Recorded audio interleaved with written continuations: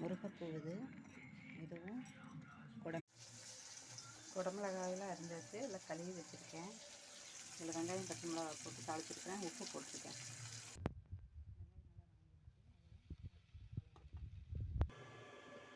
இது வந்து பசலைக்கீரை குழம்பு. பசலைக்கீரை வெங்காயம் பச்சை மிளகா மட்டும் போட்டு கொஞ்சம் உப்பு போட்டு தாளிச்சிருக்கேன். தாளிக்கலாம் இல்லை, கடைஞ்சிருக்கேன்.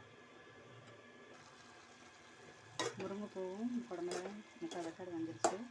இன்னும் கொஞ்சம் வெந்ததுன்னா தேங்காய் பூ போட்டு இறக்கிடுவாங்க. முருங்கைக்கீரை குடமிளகாய் பொரியல் நல்லா வெந்துருச்சு, நல்லா கொதிச்சு. இதில் வந்து தேங்காய் பூ கொஞ்சம் போட்டு இறக்கிடலாம். நல்லா காரி வச்சுக்கணும். முருங்கைக்கீரை குடமிளகாய் பொரியல் ரெடி. கீரை ரெடி, சாப்பாடு ரெடி. நீங்களும் ட்ரை பண்ணி பாருங்கள். நன்றி.